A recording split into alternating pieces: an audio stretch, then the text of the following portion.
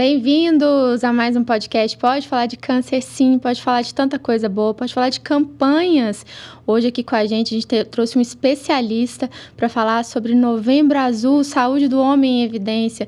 Aqui com a gente hoje, Dr. Pedro Romanelli, urologista. Muito obrigada por ter aceito o convite para vir falar com a gente aqui, tentar desmistificar um pouco aí do universo masculino nesse mês, o câncer de próstata. Muito obrigado, eu que agradeço. Parabenizo a iniciativa. Acho que é uma ótima oportunidade de a gente estar trazendo informação de qualidade para o público. Isso aí. Pedro, obrigada por ter vindo. Gente, para quem está escutando, foi assim, lerê para a gente conseguir trazer o Pedro. Pedro, ele, ao invés de fazer medicina, ele devia ter feito física, porque ele tem aquela capacidade de dilatar o tempo. Então, o tempo dele tem 48 horas, né? Um dia tem 48 horas, em vez das 24 nossas usuais. Então, eu sei que é difícil para ele estar aqui. Obrigada mais uma vez, Pedro. E esse mês, né? Chega mês de novembro, novembro tem cor, né? Novembro é azul para lembrar, né, da importância da saúde do homem. A gente sabe que culturalmente mulher se preocupa mais, né? É óbvio que isso tem mudado, graças a Deus tem mudado, mas ainda é um desafio, né, Pedro? Trazer essas pessoas para o consultório, para fazer o diagnóstico. A gente está falando de câncer de próstata, que é o mais incidente em homens, ainda mata muita gente, né, no Brasil, no mundo. Conta pra gente um pouquinho, assim, câncer de próstata, por que é importante fazer esse rastreio? O que muda tanto na vida dessas pessoas descobrirem nessa fase inicial? Bom, acho que você levantou coisas muito interessantes, que, na verdade, o homem ele é criado para enfrentar os riscos, né? E a gente tem que tentar quebrar isso um pouco, e ele começar a se prevenir, se cuidar, enfim. E quando ele chega lá no consultório, a ideia é tentar ver a saúde dele como um todo, né? Aí hoje a gente está, né, discutindo mais a questão da próstata, mas lembrar que o homem também é um todo e a gente... E acaba que o urologista vira o médico do homem, né? Assim, acaba vendo também outras coisas, né? Exato, e a gente sempre aproveita essa oportunidade para ver se ele está fazendo atividade física, se ele fuma, se ele já fez a colonoscopia do preventivo do intestino, enfim, olhar ele tem um olhar como mais global, né? Mas especificamente da próstata, realmente a próstata é um tumor muito prevalente, né? Acontece muito, né? Muito frequente na população. A nossa população está envelhecendo, então esse problema se torna cada vez mais comum. E como quase todo problema de câncer, especificamente, quanto mais cedo a gente descobre, mais a gente consegue atuar, de tratar, de curar e restabelecer a vida da pessoa, né? Interessante, né, Pedro? Porque quando a gente fala de saúde da mulher, a Grazi começou colocando aqui, veio um mês anterior, não acidentalmente, um mês dedicado à saúde da mulher, com o Outubro Rosa, e aí parece que o desafio com o público masculino é um pouco maior. Eu acredito que por vários tabus. No seu consultório, você percebe uma certa... Eu imagino que para o homem chegar, para ele poder realmente conversar abertamente com o urologista, com um médico de confiança, é um desafio, até que ele se desprenda de um monte de preconceito, até que ele se sinta confortável para falar de saúde com outra pessoa, com um médico, né? A gente fala muito desse preconceito do exame físico, do toque e tudo, mas na verdade eu acho que o que segura mais o homem é o medo de expor a sua fragilidade, né? De chegar e descobrir algum problema, né? Enfim, e aí acho que com isso ele prefere não ir ao médico, assim não descobre nada e continua ali fortão, né? Mas... na prática, a gente sabe que a gente tem que desmistificar, a gente tem que quebrar esse padrão do homem que está enfrentando os riscos. Isso acontece desde a adolescência. É com acidente de carro, é com enfrentando brigas. Culturalmente, a gente tem padrões que não deveriam existir dessa forma, né? O homem fica no lugar do forte, a mulher, por ser mais frágil, pode buscar essa ajuda, né? Inclusive, ela tem o raciocínio de eu tenho que prevenir, porque eu preciso estar mais com um olhar atento à questão de prevenção. E não é. E você falou um negócio interessante aí, você viu? Olha só, o homem aceita mais o risco, ou seja, eu vou esperar acontecer para ver qual é que vai dar aquilo ali. Isso é um problema, inclusive, para a próstata, né? Porque a gente sabe que em estadios iniciais, a gente não tem muito sintoma, né, Pedro? Como é que é isso aí no câncer de próstata? Como é que funciona? Se o homem esperar, né? Eu não tenho nada, a saúde tá boa, tô forte, tô fazendo exercício, não preciso ir no médico, não tô sentindo nada. E aí, na hora que chega lá, descobre que tem uma doença, por quê? O que acontece com o câncer de próstata, que no comecinho, usualmente, a gente não tem tanto sintoma? O grande desafio é que o câncer de próstata é silencioso. Com muitos tipos de câncer na fase inicial, ele é silencioso. E de próstata também é assim. Então, o paciente não sente nada, né? Normalmente, esses sintomas que a gente fala muito sobre dificuldade para urinar, o jato está fraco, acorda muito à noite, isso normalmente está relacionado ao crescimento benigno da próstata, né? O câncer de próstata, que teoricamente todos os homens, a partir dos 45 anos, né, se tiver história familiar ou 50 anos, deveria começar a fazer. Esse preventivo é justamente porque a doença é silenciosa. Então, se for esperar ter sintoma, a gente vai acabar descobrindo em fases avançadas, né? E o exame é muito simples. Na verdade, o PSA é um exame de sangue que é colhido, né? E o exame do toque retal, né? Assim... E Pedro, vamos lá, esse podcast é especialista em quebrar tabus, em tentar colocar uma dinâmica um pouco mais simples na vida das pessoas do que é o câncer. O exame definitivamente não define questão de mudanças. Já tive paciente que me perguntou que tinha medo de fazer o exame do toque retal, que é um exame, né, bem realizado, tecnicamente bem realizado pelos profissionais médicos, com medo de que aquilo mudasse até sua preferência sexual. Então, isso acontece. Então, eu queria que você colocasse um pouquinho dessa questão do tabu referente e inerente ao exame ali, que ainda é muito frequente, infelizmente. Eu acho que as coisas estão mudando. Acho que, felizmente, essas brincadeiras todas que acontecem na roda dos homens, acaba isso, né, tornando esse assunto mais tranquilo, mais leve um pouco. Eu acho que esse preconceito diminuiu. Mas, de toda forma, é importante a gente entender que quando a gente fala do preventivo, que é o PSA, o exame de sangue e o toque, os dois são importantes. Mas o PSA resolve 80% dos casos. Então, mesmo aquele homem que, por uma bobagem, é resistente a fazer o toque, ele deve procurar o médico. Não tem que deixar de fazer. E isso que eu queria te perguntar. Então, assim, a gente sabe que o PSA é muito importante, usualmente é o carro-chefe. Para aquele paciente, eu brinco aqui, eu já falei isso uma outra vez, aquele mula empacada, falo, não vou, se for para fazer o toque retal, eu prefiro não procurar o médico. Para esses pacientes que não querem de jeito nenhum, né, ou outra situação, existe outra solução a não ser o toque retal atualmente? Ou necessariamente tem que fazer, né, em algum momento da vida? Eu acho que o grande segredo é a gente individualizar. Então, para aqueles pacientes que têm um risco maior, especialmente uma história familiar muito positiva para câncer de próstata, e hoje a gente entende que também tem a ver com câncer de mama, de ovário, então outros tumores na família estão relacionados. Esse paciente ele tem que ser acompanhado mais de perto. E muitas vezes a gente lança mão de outras tecnologias que vêm nos ajudar nesse sentido. Por exemplo? Hoje a gente tem a ressonância, que é um exame muito bom para mapear, né? Em algumas situações até superior ao próprio toque retal. Então, o grande segredo hoje, quando a gente fala dessas avaliações, desse rastreamento, desse acompanhamento dos pacientes, é a gente individualizar, tentar entender para aquele paciente qual que é a história dele, como que era esse PSA dele desde quando ele começou a fazer esse acompanhamento, e a partir daí a gente vai fazer os exames que a gente, né, julgar que vão ser melhores para ele, esperando que não tenha nada, mas se um dia acontecer, porque de certa forma o câncer de próstata ele é muito comum, e à medida que o homem vai envelhecendo, quase que faz parte do envelhecimento do homem. E hoje cabe a gente também a tentar entender até quando, né? Até quando que a gente vai precisar intervir? Porque o fato de descobrir que tem um câncer, essa palavra é muito pesada, um câncer. Mas, na verdade, o câncer de próstata costuma ser muito diferente de outros tipos de câncer. Né? Muitas Explica vezes um pouquinho para quem está ouvindo aqui pra gente, por que a gente tem esse entendimento, né, dessa... Porque é muito comum, as pessoas falam, o câncer de próstata é um câncer, mas existem variáveis ali dentro, deve ser coisas que fazem com que ele seja um pouco mais indolente, a gente poderia usar essa palavra? Em formas menos agressivas? Exato. Primeiro que a gente tem muitos tipos de câncer de próstata, né? De um modo geral, é um câncer mais lento mesmo, que às vezes demora 5, 10, 20 anos para dar problema.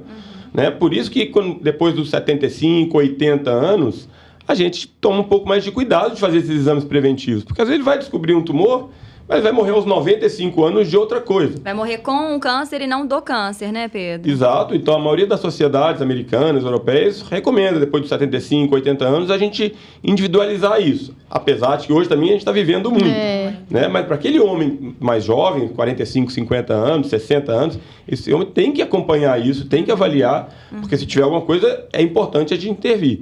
E uma vez que a gente descubra, aí nós vamos tentar entender que tipo de problema é esse? Eu falo assim, quanto mais a gente conhece o inimigo, mais a gente sabe com que arma que a gente vai atacar. Com certeza. E felizmente para a próstata, a gente está vivendo uma revolução no câncer de próstata. Né? Nos últimos 10 anos mudou muito. Nós estamos falando de novas ferramentas para examinar, tem novos tratamentos de remédios, tratamentos cirúrgicos. Então, hoje a gente tem muitas opções e a partir do momento que a gente entendeu o problema, a gente vai saber com que arma que a gente vai atacar ele. Então, atua pelas duas frentes, né? A gente tá aqui conversando até um pouco de rastreamento precoce, diagnosticar precoce, exatamente porque a quantidade de armamento, de ferramentas para lutar contra esse inimigo cresceu bastante. Isso é uma coisa super interessante a gente falar, porque eu acho que uma das preocupações do homem é diagnosticar, né? Assim, não quero nem saber que eu tô doente, porque eu tô me sentindo bem aqui, então, né, vamos deixar isso para lá. Porque, pelo medo também das consequências do tratamento, né, Pedro? Conta pra gente, assim, o paciente tem um diagnóstico do câncer de próstata. Usualmente, esse paciente vai à cirurgia. Conta um pouco pra gente desse tratamento inicial, né? Cirurgia, antes era só cirurgia aberta, hoje a gente já aumentou o leque de possibilidades, melhorou os efeitos colaterais relacionados aos tratamentos, né? Fala um pouquinho pra gente desse tratamento inicial do tumor. Para quem precisa tratar, né? Porque nem sempre precisa. Sim, em muitos casos a gente pode só vigiar, a gente acompanha muitos homens hoje em dia, né? Mas nos casos que o homem descobre um tumor pequeno, localizado, que precisa ser tratado, o grande medo que os homens ficam é de ficar com a urina solta e de piorar a parte sexual, né? A incontinência urinária e São duas coisas que ninguém quer ter de jeito nenhum, né? Então, foge do diagnóstico, foge do tratamento, né? Exato, impactam muito na qualidade de vida, né? E felizmente hoje isso foi melhorando. Então, hoje a gente tem ferramentas para tentar minimizar esses problemas, né? Então, as cirurgias melhoraram, não só, nós vamos falar um pouquinho sobre cirurgia robótica, que é uma ferramenta nova que surgiu para isso, mas mesmo a cirurgia aberta, cirurgia por vídeo, elas evoluíram muito, né? Então, hoje a gente consegue minimizar, e se a gente descobre cedo, o tratamento é melhor e esse paciente, a chance dele restabelecer uma vida sexual normal e restabelecer uma vida, né, plena é muito grande. Então, mais uma vez, voltando na questão do diagnóstico precoce. Mas hoje, realmente, essas ferramentas, falando um pouquinho sobre essa ferramenta nova, que é a cirurgia robótica, nem tão nova é assim, o robô já tem 23 anos que existe. 23 já? É engraçado, porque até hoje eu tenho a sensação que quando a gente fala assim, o paciente operar por robótica, eu acho que tem muita gente que acha que é um robozinho entrando ali, né? Esqueceu que tem um médico operando a máquina, deixa o médico sentado ali, vamos lá que o robô vai fazer tudo, né? O médico não é importante nesse processo. Conta para o pessoal que tá nos assistindo, o que é essa cirurgia robótica? A gente tem esse cuidado de desconstruir essa imagem, essa ideia de que o robô vai operar, né? Sozinho. A gente fala que o robô, na verdade, é uma ferramenta. Uma ferramenta fantástica que ajuda a gente a enxergar melhor e ter um pouco mais de delicadeza. Eu brinco que eu falo que o robô é igual a uma Ferrari. Não adianta ter uma Ferrari se você não souber dirigir. Vai dar confusão. Exato, vai casar. Mas se você tiver uma ferramenta boa, né? E tiver um profissional, né, habilitado, capacitado, treinado, realmente a gente vê que a gente consegue ter mais delicadeza, mais precisão para mexer numa área delicada. O problema é que a próstata está numa região delicada do homem. E ao mexer nessa região, a gente tem que ser com muito cuidado para a gente minimizar os problemas. Delicada porque esses nervos, né, que controlam a ereção e que estão relacionados também com essa questão do xixi, estão muito perto da próstata, né, Pedro? Exatamente. E aí, hoje a gente consegue, com essa melhor visão, com essa delicadeza, retirar a próstata com uma segurança para tratar o câncer, sem prejudicar o paciente, melhorando, né? Agora, o que a gente sempre também reforça, porque às vezes cria uma ideia meio mágica do robô, que não. Esse robô não tem que ter nada, né? Qualquer coisa que tiver, que absurdo. É uma cirurgia delicada, por isso que a gente quer ter todo o recurso para poder minimizar isso. E o paciente tem que se preparar, porque logo no começo tem um período de paciência. Sim. Então, às vezes, no começo pode ter alguma perda de urina, pode piorar um pouco a parte sexual, mas com o tempo ele tem um período de reabilitação, né? Igual quando a gente quebra um braço, ou enfim, a gente tem um período em que a gente vai recuperando. São estratégias que hoje, né, a gente consegue organizar. Se o homem cuidadoso, aquele que foi lá, procurou o urologista, fez o rastreamento no momento oportuno, operou na hora certa e quer tratar depois dessas consequências, eu acho que a gente está aqui até para falar sobre isso, sobre o cuidado com a saúde como um todo. E esse momento de fragilidade, às vezes, que é exposto com o diagnóstico do câncer, e o momento posterior à cirurgia é de reabilitação. E aí de repensar, né, como fazer isso, com fisioterapia, com outras coisas que também foram ferramentas que foram sendo aprimoradas com o tempo para garantir essa melhora do paciente. Né? Perfeito. Eu acho que hoje a gente entende que para esse para primeiro, essa relação do paciente com o médico, ela é fundamental, né? Os dois têm que estar no mesmo barco ali para ter, né? E ele se sentir acolhido por isso.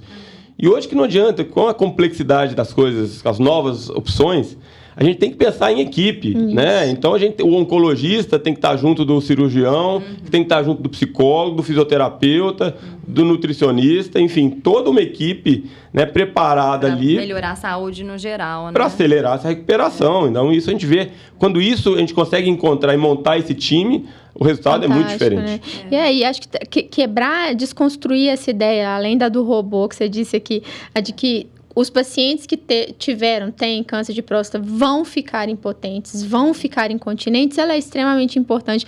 Porque o tabu da sequela, ele limita muito, viu, Pedro? Isso, a gente vê muito porque isso. Não querem nem, já estão pensando lá na frente, na síndrome do provedor, eu acho que você deve ver isso. Quem está ouvindo a gente aqui, aquele homem que às vezes ainda está numa função dentro da casa, dentro da família, dentro do cerne dele ali, como uma referência financeira, às vezes, como uma referência estruturalmente dizendo de ser o patriarca, a pessoa que está ali coordenando todo o movimento da casa.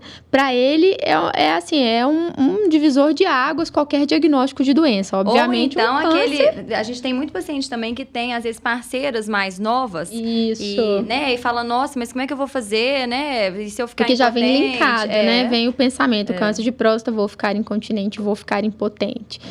Mas o que a gente vê é que se a gente consegue tratar isso numa fase inicial, e eu falo que essa parte sexual, o mais importante é a cabeça.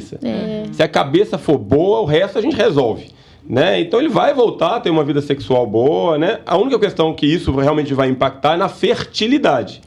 Né? Na maioria dos homens isso não é um problema. O homem de 50, 60 anos já está com essa questão da prole definida, já tem os filhos e tudo, né? Mas hoje a gente tem visto também isso acontecer, às vezes, principalmente em quem tem história familiar positiva, né? Tem pai que teve câncer de próstata, o tio teve câncer de próstata. Às vezes é mais cedo, Às vezes acontece mais cedo e a gente tem que lembrar que às vezes ou ele vai ter que fazer congelar espermatozoide, porque o que a gente vê é que ele vai tratar, vai ficar bom, esses fantasmas vão embora e ele vai retomar a vida dele, né? Com certeza. E tem paciente que não precisa de cirurgia, né, Pedro? Porque o Pedro já colocou aqui alguns tipos de câncer de próstata que não são tratados de maneira igual, pelo amor de Deus. Volto a dizer, o câncer do outro não serve para mim, pelo amor de Deus. Estamos aqui para dizer isso também. Existem tipos de câncer de próstata que podem não só não serem operados, como também, às vezes, não vai acompanhar com exame, correto? Exato. A gente fala que existem alguns tipos de câncer de próstata e é muito comum isso, tumores que eu falo que eles estão adormecidos. E se eles estão adormecidos, a gente pode vigiar, a gente pode acompanhar. Eu falo que vigiar não é largar para lá. Isso. Ele vai entrar num protocolo de acompanhamento, com exames. Você precisa de garantia que aquele paciente vai aderir, né? Inclusive, porque senão você fala, adere, daí a 2 anos ele volta e fala, achei que estava tudo bem, né? Achei que o intervalo era esse. Tão tranquilo. Exato. Mas o que a gente vê que bem conversado, no começo ele assusta, poxa, mas eu tenho câncer e não vai fazer nada? Não é que não vai fazer nada. A gente vai vigiar. Você vai ter que vir aqui de tempos em tempos, normalmente de 6 em 6 meses, ele tem que fazer alguns exames, enfim.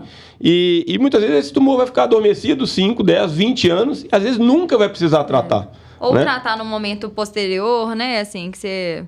Enfim, você e o que mais tem, né, de novidade aí, Pedro, assim, para quem está ouvindo a gente, dentro dessas estratégias de tratar o câncer de próstata, a gente tem, né, radioterapia, medicamentos novos, você falou do robô aí, e eu acho importante para os pacientes eles, né, se situarem de que é uma doença que realmente mudou bastante a organização, o entendimento dela e a forma como a gente lida com vários tipos de câncer de próstata dentro dessa entidade, desse nome que é o câncer de próstata, não é isso?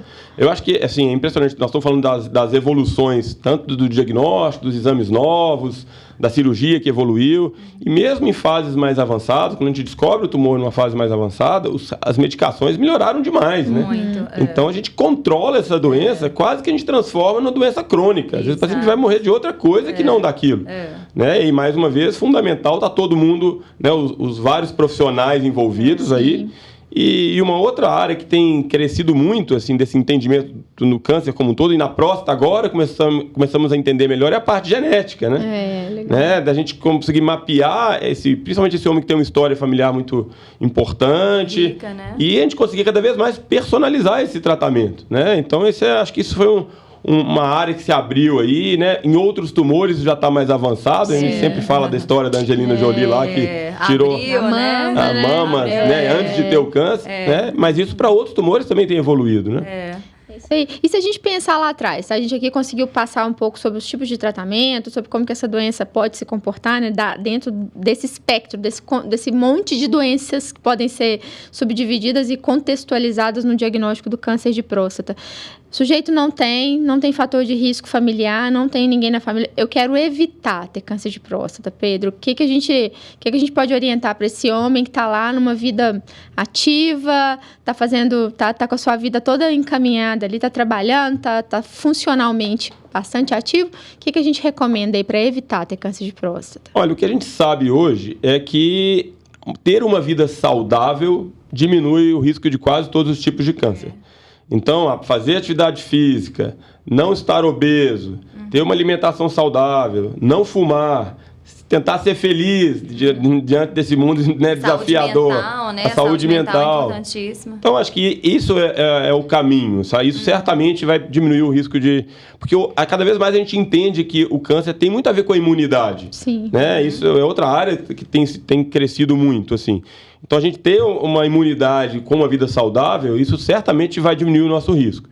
Mas, infelizmente, no câncer de próstata não tem um fator assim tão bem estabelecido. Então, a gente vê coisas de moda. Tem que comer tomate, alimentação, castanhas. esse tomate já foi, né? Já esteve e tem na crise evidência para isso? A gente não sabe se realmente isso impacta, sabe? Então, Porque hoje... a gente sabe que precisa melhorar como um todo, né? O que você falou. Acho que câncer também é uma doença que tem um caráter inflamatório. Então, quanto menos inflamada a gente está, né? Quanto mais exercício físico e exercício de qualidade, né? Porque tem gente que fala assim, mas eu sou ativo o dia inteiro, né? Eu mexo em casa. De álcool, isso não é considerado ainda atividade física. É ótimo, né? Melhor do que se ficar parado o tempo todo, mas ainda não é. Mas eu acho que é melhorar a saúde em geral.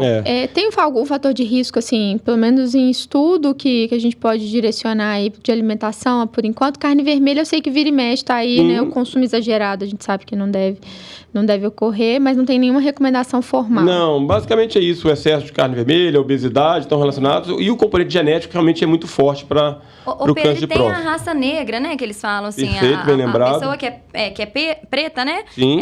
Tem um risco maior de desenvolver doença. Isso já tem algo que a gente possa falar o motivo ou é só um achado estatístico? É difícil no Brasil, porque a gente é tudo misturado. Então, assim, é difícil saber isso, né? Assim, mas realmente a gente encontra um pouco mais de tumores e tumores um pouco mais agressivos, né, nos pretos. Mas, enfim, eu acho que isso, na verdade, a ideia é que para todo mundo a gente tem que tomar cuidado. E outra coisa interessante, que a gente fala que às vezes a pessoa tomou todos os cuidados, tem uma vida saudável e acontece de ter um câncer. Ela fala, poxa, mas o que eu fiz? E ela não fez nada, mas certamente ela vai enfrentar aquela situação muito melhor. Nossa, eu falo isso todos os dias com os pacientes no consultório, porque tem uma fase de raiva quando isso acontece, né? Fiz tudo, porque o outro lá tá tomando refrigerante, nunca fez atividade, e é tudo bem, a gente acha que esse com certeza vai adoecer e vai adoecer antes da gente, né? E aí uma pessoa que é super saudável adoece primeiro e fala, putz, não devia ter feito tudo errado. Não devia, né? Porque quando você adoece, o seu estado geral conta muito, né? Em como você vai passar por esse tratamento. Olha só, um paciente que tem um ritmo de atividade física intensa, tem uma pelve, a musculatura, né, da pelve, da região abdominal bem trabalhada, já tem essa formação, essa bagagem muscular, certamente numa recuperação de uma cirurgia, a chance dos eventos, né, que é incontinência, de perder urina e às vezes até da impotência, às vezes melhora bastante numa recuperação, né? Sem dúvida. Aquele paciente que tem uma vida sexual saudável antes da cirurgia, a chance dele voltar a ter uma vida sexual é muito grande. Isso aí. Né? E essa questão da sexualidade também é um tabu. Quantos homens aí estão obesos, hipertensos, diabéticos, sem controle, começa a ter problema de ereção... E aí vem um tumor de próstata, mas na verdade não é o câncer de próstata. Tumor, né? Que trouxe isso tudo, né? Já não estava bem, né? Exato. A taxa de problemas da sexualidade num homem de 50, 60 anos é muito alta já. Né? Daí a importância do homem procurar ajuda. Então, quando ele vai para o urologista, não é só para fazer o toque, para olhar a próstata, é para olhar a saúde dele como um todo, né? E não é só para dosar a testosterona e falar que a testosterona tá baixa, a culpa ali é sempre ter que querer um remedinho, né, Pedro? Porque muitos homens estão querendo realmente, a maioria das pessoas querem tudo em cápsula, né? Ou atividade que nós estamos falando aqui parece uma receita difícil. A atividade física, comer bem, diminuir o consumo de carne vermelha, não é parar para quem come, mas diminuir álcool, cigarro. Aí parece que estudar, mas só isso? Mas e a cápsula aqui, né? E nesse caso... Sim, e você levantou um outro problema aí que vale um outro podcast. Da testosterona. Que é o uso da testosterona, que a gente, em situações bem aplicadas, é ótimo, é excelente, né? Quando o homem tem problemas de uma baixa da testosterona, isso tem que ser reposto, mas hoje a gente está vivendo uma epidemia de uso da testosterona como se fosse a pílula da juventude. Né? E isso combina. E ele não faz. O pior é que ele toma e não vai no urologista. Então, se tem um câncer. A testosterona não causa câncer de próstata. É isso que eu queria que você falasse, porque tem muita gente que faz essa associação, né? Qual que é a associação da testosterona com o câncer de próstata? A testosterona, ela não causa o câncer de próstata, mas a testosterona, ela provoca o aumento da próstata como um todo. Então, o homem pode piorar os sintomas urinários, se ele estiver fazendo uso da testosterona. E se ele tiver um câncer, isso pode acelerar esse processo. Né? Então... Em geral, o que a gente faz no tratamento do câncer de próstata mais avançado é bloquear a testosterona, né? Então, se você está dando a mais, você está fazendo o contrário do que a gente gostaria, né? A gente brinca que é jogar gasolina no fogo, né? Assim. Mas, enfim, isso hoje, nos casos, mesmo depois que ele tratou o câncer e estiver bem, nos casos indicados, ele pode fazer esse uso da testosterona, né? Mas sempre acompanhado por todos os profissionais. E uma outra coisa, esses pacientes que tratam, né? Então, tinha um PSA alterado, descobriu o tumor, tratou, o PSA zerou, né? O PSA tá baixinho. Esse paciente precisa ficar acompanhando com o médico ou tá tudo bem, depois de um tempo você libera e fala, né? Tá tudo certo, curado. Como é que funciona isso na prática, Pedro? O câncer de próstata tem uma grande vantagem, que a gente tem um marcador. A gente tem um exame simples, barato, que vai falar pra gente se tem alguma atividade ali. Então, como a gente tirou a próstata, porque os pacientes perguntam, se tirou a próstata, por que tem PSA? Então, se a gente tirou a próstata, o PSA fica muito baixo. Né? Normalmente ele fica abaixo de 0,20. Né? Então, é fácil ele acompanhar. De 6 em 6 meses ele vai fazer um exame simples, que é o PSA, e ele tem que levar para o médico, porque também vai estar avaliando não só o PSA, mas as outras questões, a saúde como um todo, como é que ele está recuperando. Mas é fácil de monitorar isso. Normalmente a gente monitora esse PSA de 6 em 6 meses até os 5 anos, depois volta a ser anual. Como a gente falou no começo, o câncer de próstata ele é lento. Então, às vezes, acontece do tumor voltar 10, 15 anos depois. Mas se você veio mapeando, como a gente tem muitas armas para atacar, a gente consegue. Se você está em contato, né, com o médico, você consegue identificar isso de uma forma mais fácil, né, mais rápida e tratar de novo, né? Perfeito. Recado para os homens aqui hoje foram vários, vocês viram, né? Cuidar da saúde, tem recurso, tem cirurgia, tem outros tratamentos, tem o que fazer antes, durante e depois. Então não pode deixar né? Eu acho que os tabus que envolvem rastreamento de câncer, o que fazer para não ter câncer. Eu acho que você também colocou aqui, Pedro, tem melhorado. Eu acredito muito no poder da informação.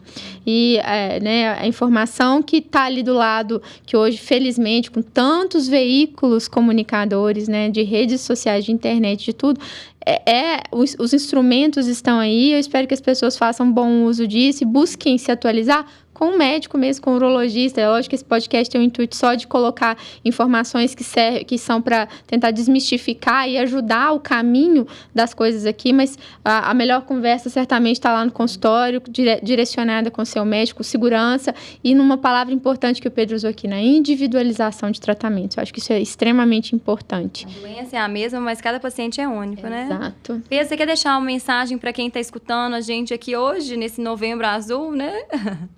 Eu acho que a mensagem principal é os homens se cuidarem mesmo, assim. Eu acho que quando a gente fala, não pensar só na próstata, mas pensar que ele tem que fazer atividade física, tem que se alimentar bem.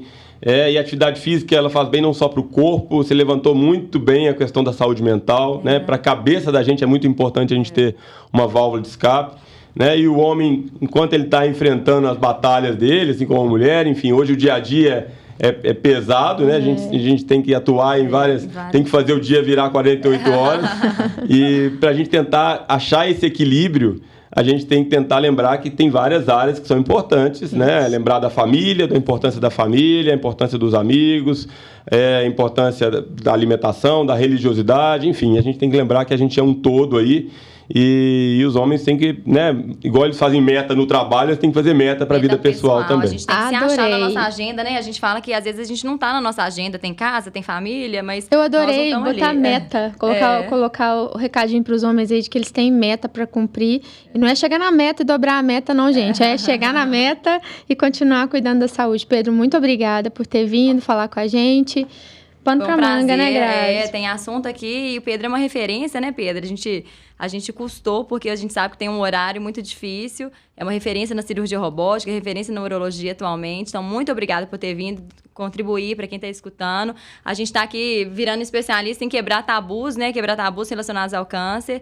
Então, para quem escutou a conversa, achou interessante, acho que pode ajudar alguém, né? Então, nos ajude a compartilhar essa ideia. Pode falar de câncer, sim.